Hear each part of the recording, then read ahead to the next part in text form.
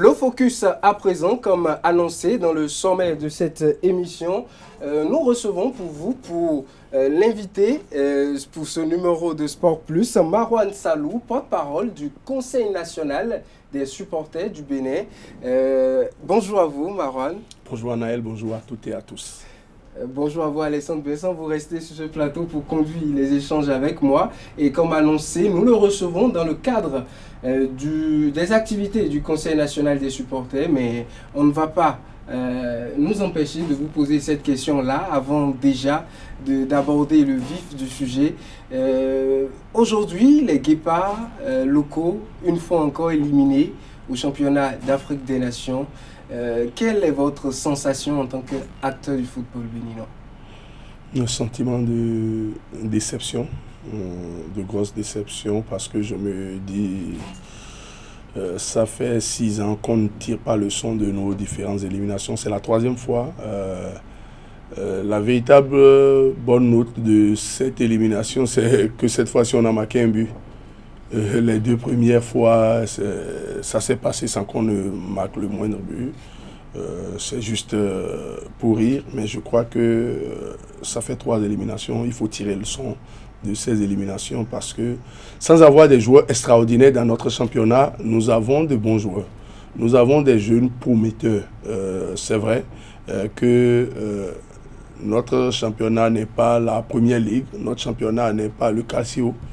Mais n'en demeure que notre championnat, il y a des valeurs sur lesquelles on peut compter si on continue le travail, un travail assidu, permanent et continu. On va y arriver. Si on ne se focalise pas que sur des clubs phares ou des noms de joueurs, je pense qu'on pourrait y arriver. Si nous devons regarder en arrière, peu de personnes connaissaient la génération U20 2023. Peu de personnes les connaissaient quand ils se sont rendus à Niamey.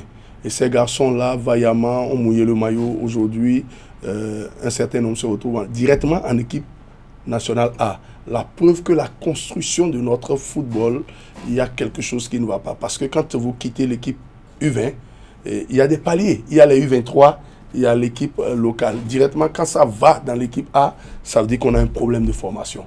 Et ce problème de formation-là, il faut voir avec la DTN, il faut voir avec les dirigeants de club, il faut voir avec l'ensemble du mouvement sportif. Parce qu'aujourd'hui, tout le monde veut avoir des résultats immédiats. Et chacun se presse, les gens sont allés jusqu'à demander au chef de l'État de nous permettre d'avoir suffisamment d'étrangers. Ça veut dire qu'on n'a pas pris conscience qu'il faut former. Ceux qui sont là. Il faut forcément prendre conscience qu'il faut former.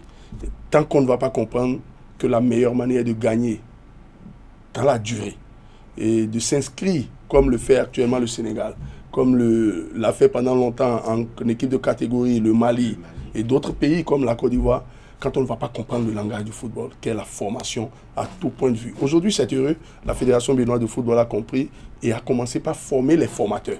C'est très important. La dernière fois que le Bénin est formé avant les 2 dernières années, c'est en 2013, il y a très longtemps.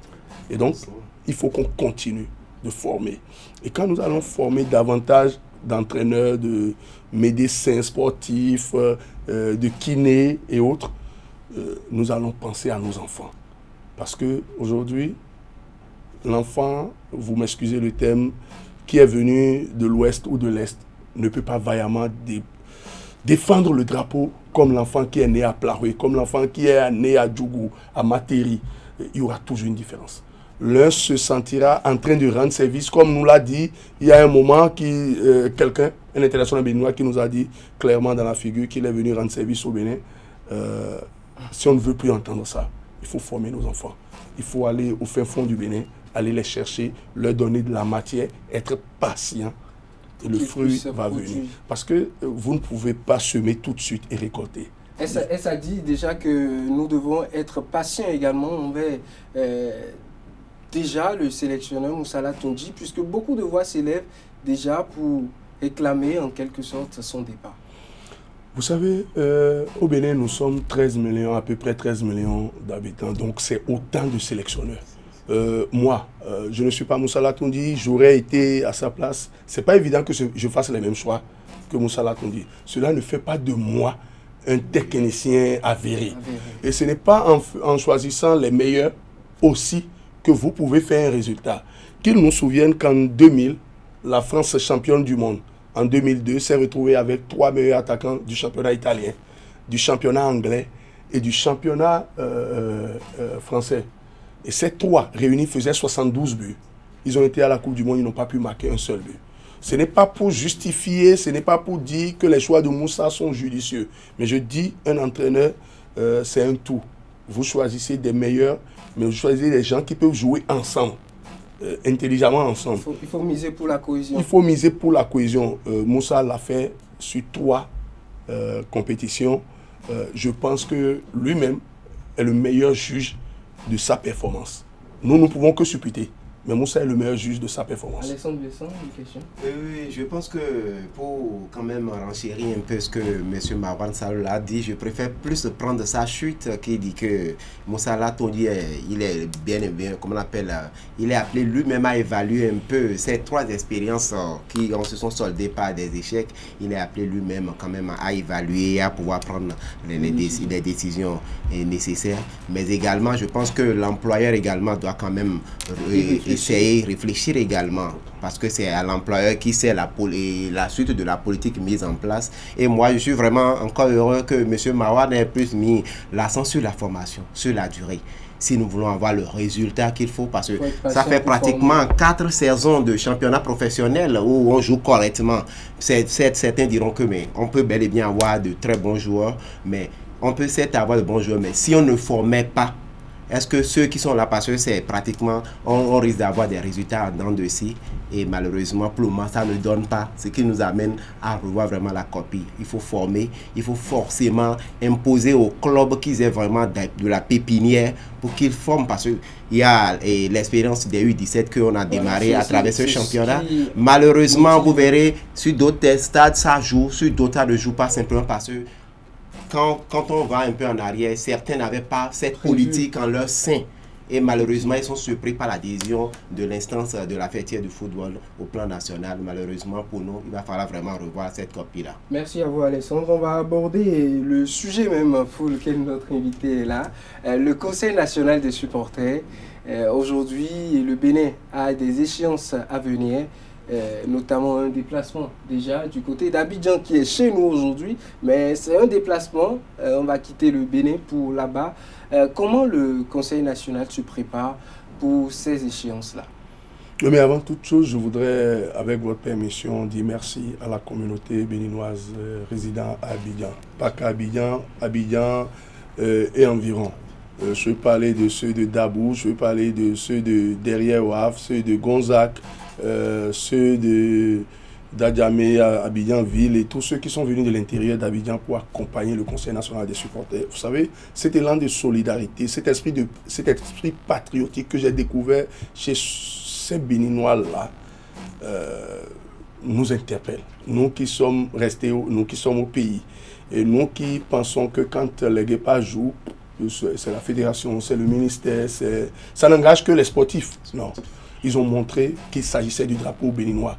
Ils n'ont rien demandé pour accompagner. Je voudrais très sincèrement leur dire merci. Parce que c'est de mémoire de supporters, je crois que pour la petite histoire, mon association, celle que j'ai créée, a vu le jour le 6 juillet 2000, il y a 24 ans. Je n'ai pas vu, depuis que je traverse les autres pays de la sous-région, cet élan de solidarité tel que je l'ai vécu 3-4 fois du côté d'Abidjan. C'est inédit, c'est extraordinaire. C'est une terre béninoise aussi. Oui, c'est vrai que l'agriculture au niveau de la Côte d'Ivoire, l'enseignement au niveau de la Côte d'Ivoire, le handball au niveau de la Côte d'Ivoire, c'est les Béninois qui l'ont envoyé là-bas. Mais ce que j'ai vu, honnêtement, c'est important de leur dire merci. Et de leur dire la chose la plus difficile reste ce qui doit se passer le 14. Parce que le 14, les gens ne savent pas, le Bénin joue sa qualification à la CAN. Il faut gagner le Nigeria et se foutre de tout le reste. Parce qu'en gagnant le Nigeria, nous obligeons le Nigeria à jouer sa vie sur son match contre le Rwanda à domicile.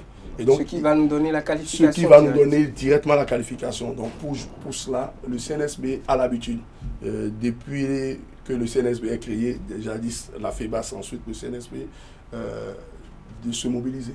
Vous savez, l'animation, le soutien aux équipes nationales, ce qui est visible, c'est ce que vous voyez dans les tribunes. Au-delà des tribunes, il y a beaucoup de choses qui se font.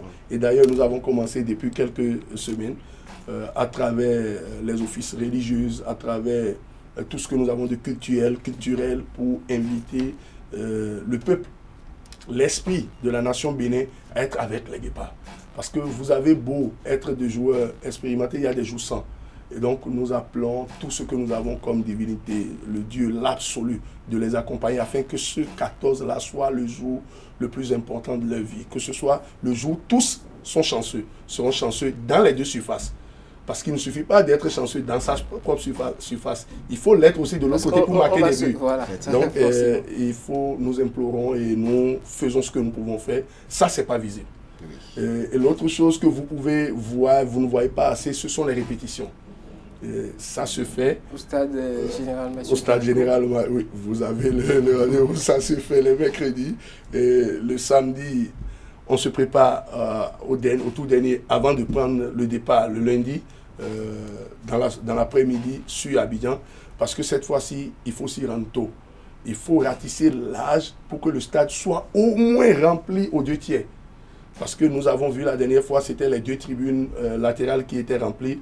On veut permettre aux Béninois qui sont même dans les coins les plus reculés de venir, de nous assister. Parce donc, que ce serait déjà un déplacement là-bas et après une sorte de sensibilisation là-bas pour que tous les Béninois sortent. Nous avons l'habitude de partir avec une équipe de précurseurs dont généralement je fais partie avec l'organisateur, un certain nombre. Et il y a une délégation du CNSB qui va 4-5 jours avant et qui s'appuie sur des pôles qui existent déjà, parce que les communautés béninoises sont organisées et sont liées au consulat, et donc on s'appuie avec ceux qui sont là-bas pour pouvoir mobiliser le maximum de personnes. Et donc cette fois-ci, nous voulons faire davantage pour pouvoir remplir le stade, parce que quand vous vous sentez soutenu, même si vous êtes fatigué, vous avez envie de donner votre...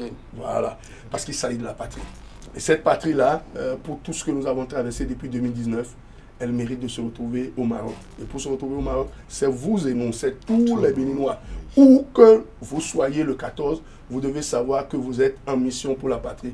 Juste pour le catholique, un Notre Père qui est aux cieux, pour le musulman, un Fatia, pour toutes les divinités, qu'on ait une intention positive vers cette équipe-là. C'est le rôle du CNSB de rappeler à tous les Béninois que nous sommes concernés quand le drapeau est ici. Nous sommes concernés quand le drapeau est ici. Nous sommes bien sûr, bien que c'est le CNSB qu'on voit sur le terrain pousser les 11 acteurs. Moi, j'aimerais bien demander, après Abidjan, nous allons mettre le cap sur la Libye, sur Benghazi, si je ne me trompe pas, pour la dernière journée. Et dans cette préparation, est-ce que nos guépards auront vraiment l'appui du CNS du côté de Benghazi? Je veux bien ça. Ce serait une erreur d'oublier le match d'Abidjan. Je pense qu'il faut concentrer toutes les énergies sur ce match-là. Il ne faut pas jouer le second match. Le second match, c'est à venir. Il faut tout faire pour gagner ce match. Oui. En gagnant ce match, vous avez toutes les chances d'être à la CAN. Et donc, je pense qu'il faut focaliser les énergies sur ce match. Bien sûr, quand on va finir de gagner le Nigeria, on va penser à l'utilité d'aller à Benghazi. Je vous le dis très honnêtement, ce qui est plus important, c'est que tous les Béninois regardent dans la même direction, qu'on ne soit pas dispersés. L'essentiel, c'est la victoire sur les Green Eagles. Et vous savez pourquoi? Je ne voudrais pas vous rappeler l'histoire de Porto Novo. De Porto Novo, voilà. Effectivement. Et je pense que ça ne doit pas être une revanche, en quelque sorte, mais ça doit être un rendez-vous avec l'histoire. Pour dire, le Bénin a mûri. Pour dire, quand on a en sa possession les moyens de se qualifier à travers l'effort de ces joueurs, on l'a saisi, on saisit cette opportunité, on ne la lâche pas. La CAN 2021 nous est passée entre les mains. La CAN 2023 nous est passée entre les mains. Il ne faudrait plus que cela se répète. Je ne voudrais pas rappeler l'histoire de la CAN 2017. Je veux que tous les Béninois pensent véritablement à ce match contre le Nigeria. C'est nos voisins, c'est nos parents, certains parmi nous ont leurs origines là-bas. Mais le 14, il ne s'agira pas... il s'agira du vert jaune rouge. Il s'agira uniquement du vert jaune rouge. Il s'agira du Bénin, de l'aube nouvelle. Et chacun doit penser aux paroles de notre aube nouvelle. Enfant du Bénin debout. Et donc chacun doit s'évertuer et se donner les moyens pour aider ces joueurs-là afin qu'ils puissent venir à bout du Nigeria. Parce que le Nigeria, c'est un ogre. Le Nigeria dépasse, il faut avoir le courage de le dire. Le Nigeria, en matière de sport, elle est née. Et donc, par moment, quand on a l'opportunité de dire... Il faut que les jeunes s'affirment. Oui, il faut lui montrer que nous avons grandi. Mais beaucoup demandent également de savoir, quand au niveau du conseil, quand beaucoup participent, le déplacement à Abidjan et tout, comment fait partie de cette délégation-là? Est-ce que le conseil ouvre des listes pour on vient s'inscrire et le conseil fait voyager tout le monde? Ou bien comment se fait un peu la sélection de ces personnes qui doivent partir, qui sont déjà au sein du conseil, qui doivent partir du côté des différents pays pour supporter l'équipe nationale? Merci beaucoup. Le Conseil national est une association une fédération qui compte 64 associations. Ces 64 associations sont réparties dans tous les départements. Malheureusement pour moi, ça ne se retrouve pas dans un département qui m'est très cher. C'est la Donga, c'est le seul département qui manque à l'appel aujourd'hui. Et nous travaillons à ce que tout le Bénin soit couvert. Les 77 communes, on va y arriver par la grâce de Dieu. Ce sont 16 associations qui sont fondues dans 6 coordinations qui fournissent les animateurs. Nous avons 4 groupes d'animateurs, de groupes d'animation qui sont composés chacun de 100 personnes. Et donc c'est 400 personnes. De 400 personnes. Et c'est essentiellement ce groupe-là qui forme le noyau dur des groupes d'animation à chaque fois. Quand on doit être 200, c'est toujours le cas, ça représente le cas. Et ça permet aux associations de compléter le nombre, sans compter les membres du bureau, sans compter comment on l'appelle, le groupe d'animation, que ce soit Kaka, Fanfa, parce qu'il y a différentes sortes de groupes d'animation et de ballet au sein du CNSB qu'on ajoute au groupe d'animation. Et ce sont les associations qui sont essentiellement les responsables de désignation des représentants du CNSB. Le CNSB en tant qu'entité n'a autre pouvoir que de désigner les groupes d'animation et les autres composantes, ce sont les départements, les associations qui nous les fournissent pour qu'on puisse y retirer. On vous a compris. Avant de laisser la dernière question peut-être à Alexandre Maison, il me plaît de vous demander les moyens du CNSB aujourd'hui sont comment? Comment arrivez-vous à mobiliser toutes ces ressources? Voyager 400 personnes, c'est beaucoup. Le ministère apporte tout ce qu'il y a comme moyen, ou bien vous avez des partenaires, des personnes qui investissent pour supporter l'équipe nationale? 200, comme je vous l'ai dit, on n'est pas encore arrivé à faire partie 400 personnes hors du territoire. Je voudrais honnêtement rendre hommage au gouvernement du président Patrice Athanase Guillaume. Je voudrais lui rendre hommage depuis son avènement, bien que les choses ne soient pas ce qu'elles étaient. On a commencé petitement. On est allé à 60, on est allé à 80, on est passé à 100. Aujourd'hui, grâce à la subvention, on arrive au moins à couvrir certaines activités à l'intérieur du pays. Pour aller en Côte d'Ivoire et vous faites un budget de 6 jours, il faut vous projeter un peu. 200 personnes. Pour 100, 200 personnes, c'est beaucoup de sous. C'est beaucoup de sous. Et toutes les fois que nous avons été sur les 4 expéditions, l'État béninois a pris 50% pour les 3 premières et la dernière expédition 100%. Tous les représentants du CNSB ont été intégralement déplacés, hébergés, restaurés par le ministère des Sports, le gouvernement béninois, à qui nous disons véritablement merci. Et mieux, c'est que le ministère nous a accompagnés pour mobiliser les Béninois de la diaspora et les habiller. Je crois qu'il faut remercier le ministre Dato qui ne fait pas du bruit. Quand on lui parle, il fait énormément dans la discrétion.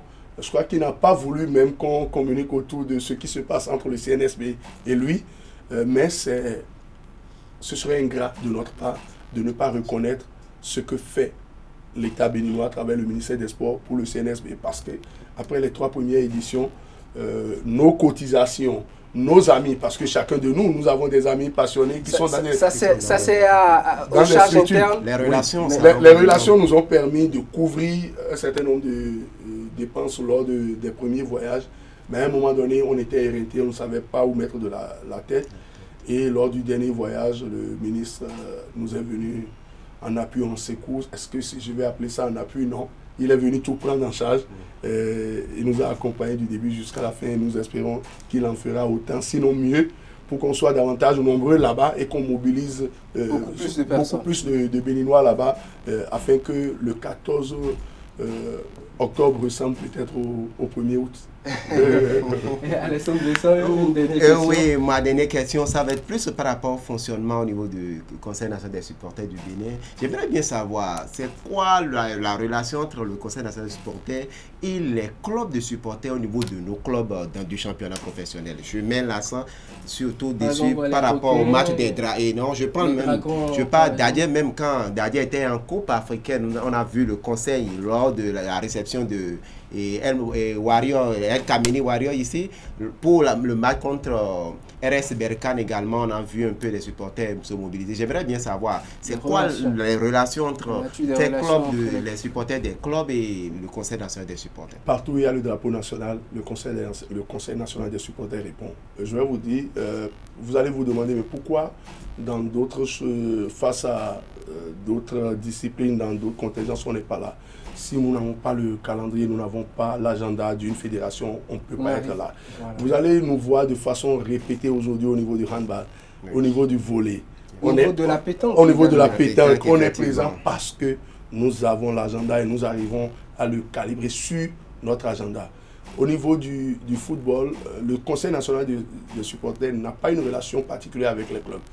Mais les associations qui sont au sein du Conseil national ont l'autonomie de nouer des relations.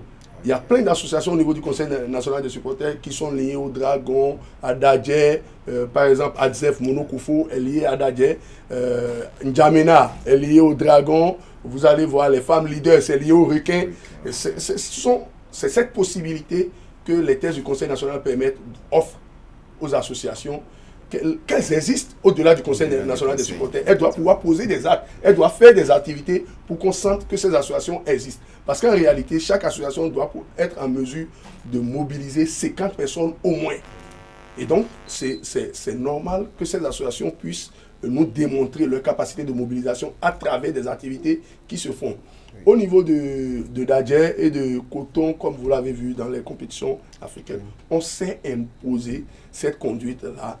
Au niveau du football, quand on veut lancer le championnat, s'il y a un match de lancement qui doit se jouer dans des sphères où on a les nôtres, vous allez dire, à Djougou, vous n'avez pas eu. Je vous l'ai dit tout à l'heure, dans la Donga, on n'a pas encore d'association.